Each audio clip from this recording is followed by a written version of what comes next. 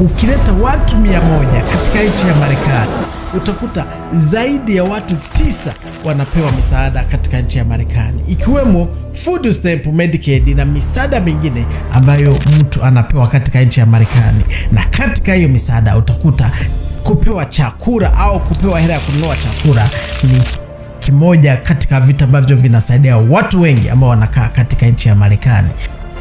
Hiyo program ni program ambayo ilianza mwaka 1939, yani iko na miaka 86. Sio program ambayo ilianza wakati Marekani ilianza kuwa hapa duniani. Hivi duniani kote wananchi wanapewa hela ya kwenda kuemea. Donald Trump akifunga hii programa, utaishi hutaishi, utahangaika lakini utaishi.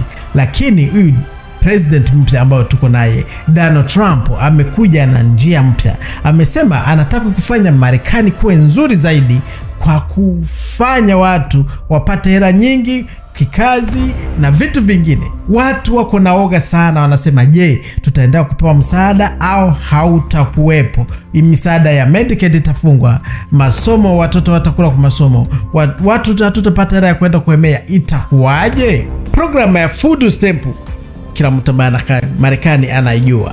Ni watu ambao hawana uwezo wa kutosha kujitunza wao wenyewe ndo wanapewa hiyo hela ya food stamp kwenda kuemea vyakula vyako au vyakula vya familia yako, ili muendelee kuwa na chakula cha kutosha ndani ya nyumba yenu. Nataka niwaambie sasa vile ambavyo unapaswa kujua kuhusiana na hii programa yote ya food stamp ambayo unakuwa unapewa hapa Marekani. Na wewe kama ni raia wa Marekani, usikuje kukatia video katikati, isikilize yote ili ujue ni kipi kinaendelea. Na kama uko nje ya Marekani, ufuatilie na wewe ujue ni kipi kinaendelea. Wananchi wa Marekani wanapewa hela ya kwenda kuemea hata kama hufanyi kazi. Huyo mwaka walianza kutia hizo programa za watu kwenda kuemea, wawape kadi ya food stamp kwenda kuemea vyakula ambavyo wanaweza kutumia wao na familia zao. Lakini mambo hayakuwa rahisi, kwa sababu nyuma hapo kila mwananchi alikuwa anapaswa yeye mwenyewe kutegemea kipato chake au mazao yake, ahemeye au asihemeye, apande asipande, alikuwa anapaswa kutunza familia yake, kuwapa lishe, yani chakula cha nyumbani. Ndio maana watu wengi walikuwa wakulima, watu wengi walikuwa wanalima mashamba kidogo nyuma ya nyumba zao, walikuwa na survive. Lakini kadri watu wanaendelea kuwa wengi sana, wanaendelea kwenda kukaa kwenye miji, ndio serikali ikakuja ikasema kuna watu wengi wanahangaika, hawapati chakula. Unaweza kujiuliza, je, hizo hela tunazotumia sisi watu ambao tunapewa food stamp kama unaipewa ni zinatoka wapi? Hela za food stamp ni zile hela ambazo wale watu wako kazini wanatumia kwa kulipa serikali. Unajua unapofanya kazi Marekani wanakukata hela ambayo inaitwa tax. Zile tax za kwako wanakata ndo hizo zinazoenda kule kununua vile vyakula vya watu ambao hawawezi kupata hela za kulipa vyakula kutoka nyumbani kwao. Wakati wa mwisho wa mwaka, unajua kuna watu ambao wanajaza mataksi. Sio kila mtu ambaye anakaa hapa Marekani anapewa hela za taksi. Kuna business zinapaswa kurudishia serikali, na wao wakati uko kazini kuna hela ambazo wanakukata kila mwaka. Unaona wanakukata zile taksi, haziendi bure hivyo. Zinaenda kusaidia mtu mwingine ambaye anahangaika kule, mtu mwingine ambaye hana kazi, wazee, watoto na vitu vingine ambavyo serikali inapaswa kutumikisha katika zile hela za mataksi yako wewe, ikiwemo food stamp. Nayo ni ile hela ya mataksi wanakuwa wanagawia watu ili waende kuemea. Unaweza kujiuliza, je, ni hela ngapi mimi kama mimi naweza nikapewa? Ukiwa mtu mmoja au ukikuwa ni zaidi ya mtu mmoja, ukikuwa na watoto, unaweza kupewa hela ngapi? Nataka nikwambie hela kwa kichwa cha mtu, hela ambayo anaweza kupewa. Kama wewe hupewa hiyo hela, huenda inategemea na state yako, lakini state nyingi zinakuwa zinatoa hela iko sawa, na kuna state zinalipa zaidi na kuna state zinalipa kidogo. Wewe usikilize kama unapewa kiasi ambacho unapaswa kupewa. Familia ya mtu mmoja unapaswa kupewa dola $291. Familia ya watu wawili 535. Familia ya watu watatu 766. Familia ya watu wanne dola $900 $73. Familia ya watu watano unapaswa kupewa $1155. Familia ya watu 6 $1386. Familia ya watu 7 mnapaswa kupewa $1532. Familia ya watu 8 unapewa $1732. Kila mtu ambaye unaongeza hapo unaongeza $219. Hizo ni hela ambazo mnapaswa kupewa. Na yani kama una familia ya watu 9 unaongeza $219, watu 11 yani unakuwa unaongeza, kila mtu unaongeza hela zake pale. Na ujue vizuri hiyo programa na hizo hela ambazo unapewa, wanaangalia hela ambayo unaingiza ndani ya nyumba yako. Kama unajua una kazi, kama unajua mke wako ana kazi, mtoto wako ambaye anako zaidi ya miaka 18 haendi kwa masomo ana kazi, hela zake zinahesabiwa na hizo hela zinapaswa kuripotiwa kwenye food stamp. Wakati unaripoti zile hela zinaanza kupungua. Acha sasa tuangalie na ni nani anapaswa kupewa hizo hela za kununua chakula. Ni mtu yote yule ambayo hana income, hana kipato ambacho anaingiza ndani ya familia yake, kisha anategemea serikali imsaidie. Na wakati wewe huna kazi, unaweza kusaidiwa na serikali kupewa hela ya kwenda kununua chakula. Lakini kama una kazi, wanaangalia hiyo kazi ambayo zile ambazo unaingiza zinaweza zikatosha wewe mwenyewe kujilisha na kulisha watoto wako, ili msiende kutegemea serikali. Lakini watu wengi wanakuwa na take advantage. Kuna watu nakuta mtu hana kazi, lakini sio kusema amekosa kazi, si kilema, sio kusema hata amekosa kazi, kazi zinajaa, lakini anapenda kukaa tu akule hela za serikali. Wale watu sasa, kama unajua wewe unaweza ukafanya kazi, kama unajua wewe ni mtu ambaye una nguvu, ni mtu ambaye huna mtoto mdogo ambako chini ya miaka 5, serikali ya Marekani nasema unapaswa kufanya kazi. Hao ndo Donald Trump anazungumzia. Anasema kuna watu ambao wanakuja hapa Marekani wanakalia kupewa misaada tu, hawataki kufanya kazi, hawataki kuchangia katika uchumi wa nchi. Hao watu ndo wanaweza kuwa hatari kipindi hicho Donald Trump akisema misaada ipungue. Na kipindi hiki watu wengi wakienda kwamba ile misaada, unakuta wanawambia unapaswa kutafuta kazi. Kwa nini sasa hufanye kazi? Yani wanavifanya kuwa vigumu kupata misaada ya kipindi hiki, kwa sababu wanataka kila mtu aende kazini. Upende usipende, kuna kipindi kitafika watu mtalazimika kwenda kazini, na haswa wale sisi wahamiaji ndio tutakuja kuhangaika. Na wale watu ambao mnajua hampendi kufanya kazi, mtakuja kuhangaika katika hii nchi, kwa sababu watakukatia misaada. Wakatia misaada, utapaswa kula, utapaswa kunywa maji, utapaswa kulala, utapaswa kupata mahitaji ya mwanadamu. Unajua ni mengi sana. Wewe unachagua wewe mwenyewe kwenda kazini au kukalia misaada. Acha nikuonyeshe jinsi gani unapoteza hela kama unakalia misaada ya serikali, hutaki kwenda kazini. Wewe si kilema, wewe si mtu yote yule ambaye una sababu ya kusema unakaa, lakini unasema unakaa tu kwa sababu kwenda kazini vinakuchokesha, kwa sababu unataka kwenda kupewa misaada. Kitu cha kwanza unapoteza hela ya uzee. Wakati utakuja kuzeeka, watakuja kuhesabu zile hela za social security ya kwako, wanakukata zile ambazo wanakupa. Watakuja kuangalia huyu mtu alitumika miaka mingapi, alitumika hela ngapi, alitumia kiasi gani na nani na nini na nini. Zile zote wanazikusanya, kisha wanaangalia okay, tukimpatia hela hizi kuanzia mwaka huu, wakati atafariki kwa miaka 100 au miaka 90, huyu mtu atakuwa ameshapewa hela ngapi? Unaona? Utakuja kupewa tuela kidogo, ule ambaye anaendelea kufanya kazi unakuta ndo anapewa nyingi. Na ndo maana kama unajua wewe ni mke na mume, nyi wote nendeni kazini, kwa sababu wanapotoa ile hela social security waangalie mke na waangalie mume, wataangalia ni hela ngapi ambayo unaingiza wewe na umeingiza kiasi fulani cha hela. Lakini ukiendelea kupewa ile misaada, mume wako akwambia weka nyumbani tu usifanye kazi, huku unapoteza. Na mume wako na mke wako akwambia weka nyumbani usifanye kazi, huku unapoteza kwa zile hela za retirement za uzee. Wakati utazeeka utakuja kupewa hela kidogo, huenda utakuwa na bahati utaendelea kuwa na ule mke wako, au unajua hakuna ambaye anajua kesho, inaweza kutokea yeye akatangulia, Mungu akamuita. ukabakia na zile hela za kwako. Hawatakuja kuhamisha zile za kwako alitumikia wazitie kwako. Hicho chote tunapaswa kukihesabu, kwa sababu kwa miaka ya mbele hakuna anayejua kitakachokuwa kinaendelea, lakini kwa neema ya Mungu unaweza kuzeeka ukikuwa na zile hela kule kule. Na kitu kingine ambacho unapaswa kujua kama uko unapoteza hela zako, kama huendi kazini, ni kitu gani? Wewe unapokuwa unapewa msaada, acha tuseme uko na familia ya watu 5, mnapewa $1155. Hiyo ni ile hela ya food stamp unaweza kupewa kama nyumbani kwako hakuna hela yote ambayo inaingia. Unakuja kusema, je, hii hela ili niendee kuikura ya food stamp mimi nifanyeje?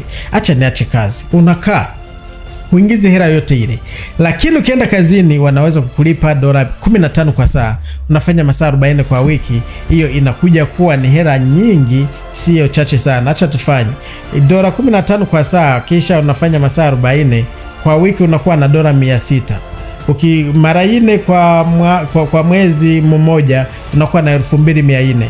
Yani ukichukua na 2400, unaona ungepaswa kupewa 1155, lakini unaingiza 2400. Katika hizo 2400, acha tuseme kama wamechukua $1400 za taxi, hizo zote zimeenda, unabakia na $2000. Utaenda kuhemea vyakula vyote ambavyo unakuwa unahitaji, na utakuwa na ile hela ya kununua kasabuni, utakuwa na hela ya kununua vitu vingine ndani ya nyumba bila kutegemea serikali. Na hapo utakuwa uko huru kwa kutotoa maraporo kwa serikali, kwa kutofanya nini, na huku naandaa wakati utakuja kuzeeka ile hela ya social security yako wako wanaikata pale.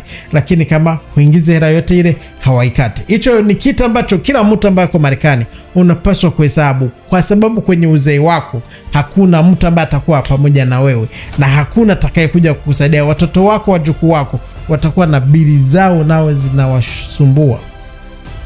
Mtu ambaye anaweza kuendelea kupewa msaada katika huu utawala wa Trump ni yule mtu yote yule ambaye anaweza kuonyesha ako na nia ya kwenda kufanya kazi, kwa sababu itafika kipindi watasema kila mtu ambaye si kilema aende kazini, na kama huende kazini msaada yako wanaifanya kuwa vigumu sana. Ukiangalia vizuri, kuna jinsi gani wako wanafanya hii misaada kuipata inakuwa ngumu sana. Acha tuseme kwa mfano food stamp ya kipindi hiki, wanakutuma karatasi hizi, wanakutuma zile, wanakuambia nenda kazini utafute kazi, nenda hapa kwenye job court, nenda hapa waku training, nenda hapa wakufanya hivi.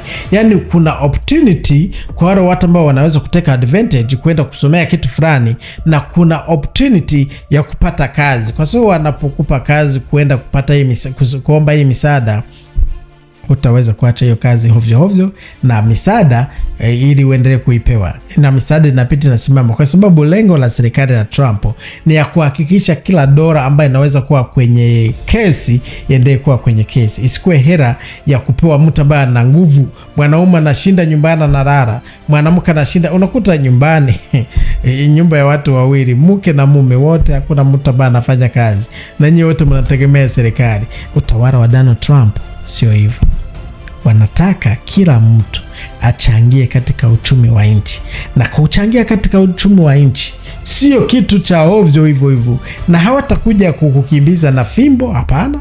Watafanya ugumu kukupa ile misaada. Kuna state nakwambia kwa kipindi hiki, ukienda kuomba hiyo food stamp, ukienda kuomba hiyo misaada ya food stamp, inachukua muda, inakuomba wewe ufanye hivi, ufanye vile, leta hizo karatasi, mara kupokea simu, mara jaza application, mpaka wewe mwenyewe unakuja kuchoka, unaenda kufanya kazi. Na unapoenda kufanya kazi, wewe ujue ile hela serikali inakuwa inaichunga kule, wataitumikisha vitu vingine. Na ndio maana unakuta huyu Donald Trump, huyu president, amekuja kusema hela ambazo zinatoka ndani ya nchi zote zinazoenda nje ya nchi kusaidia wakimbizi, kusaidia watu kuwanunulia vyakula huko kwenye mavita, huko kwenye nini na nini, anakuambia American First. Yanataka kushughulikia watu ambao wako ndani ya nchi kwa kipindi hiki kwanza, ndo wapate hiyo misaada. Na wewe ndugu yangu, kama uko hapa unanisikiliza kwa kipindi hiki, unapaswa kuwa makini, kwa sababu unapozubaa kidogo utakuja kujikuta sehemu ambapo ungepaswa kuwa. Kama unajua una nguvu, kama unajua una kazi, umeneemewa kuwa na kazi, fanya ile kazi yako kwa ufasaha, kwa bidii, kwa nguvu, na zile hela ambazo unatumikia zile. Angalia siku unazitumikisha zote. Angalau kama unatumikia 3,000, uchunga tangalau dola 200 kwa mwezi, kwa sababu kwa mwaka utakuwa na dola 2,400. Ukiangalia kwa miaka 5 utakuwa umeshakuwa na kahera kidogo, angalau ka emergency, na wewe unaweza kusurvive kipindi watu wengine wako wanahangaika. Vitu vinaweza kubadilika muda wote ule. Tunamzoea huyu president wetu ambaye ni Donald Trump. Anaweza kukata msaada, anaweza kufanya nini. Lakini kama wewe ni kilema, kama wewe ni mzee, kama wewe unajua una watoto wadogo sana wachanga ambao huna sehemu ya kuacha ili uende kazini, wewe unaweza kaendelea kupewa msaada. Lakini wale watu ambao wanajua wana kazi, wana nguvu, vijana, wamama ambao wana watoto wameshakomaa, wababa ambao wanajua wana watoto wameshakomaa, mnapaswa kwenda kazini. Msikuje kuacha kazi au kuacha kutafuta kazi eti ni msaada ya serikali. Unapopewa msaada wa serikali, kuna jinsi gani vitu vinajenga kwenye akili yako, inasema bila hii msaada mimi siwezi kuishi. Lakini nakwambia kweli, mtu ambako nchini kwenye ulitokea wewe hana msaada wote, anaishi. Na sisi hapa hatuna nyuma ya nyumba. Ndio nguvu zako ndo mtaji wako. Unaweza kaenda kufanya kazi, ukaemelea familia, ukafanya nini, lakini usikuje kuacha kazi eti juu ya kupewa msaada ya serikali ya food stamp. Hata kwa na watoto 5, watu wengi wanaharibu biashara. Unakuta mtu ana familia kubwa, tuseme kwa mfano kama huyu mtu wa familia 8 anapewa 1,700 ya kwenda kuemea mwezi mzima. Akienda kuemea anajaza kile kigari hivi, kwa sababu anasema hizi hela lazima nizitumikishe kwa mwezi.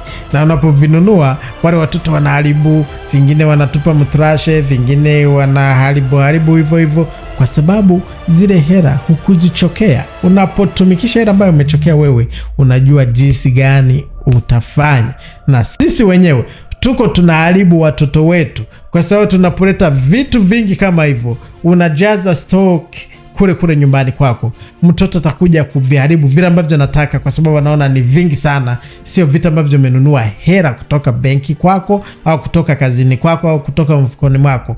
Wale watoto unakuta nao wanakoma na ile akili. Mama alikuwa anahemea vyakula vya hivi, analeta hapa tunachezea, vingine tunatupa mtrashe, na mimi nataka hivyo. Mara nyingi tunakuwa tunajifunza vile ambavyo tunaona wazazi wetu wanafanya. Kama ni mzazi ambao unapewa food stamp, sijakuja hapa nikusomee wewe.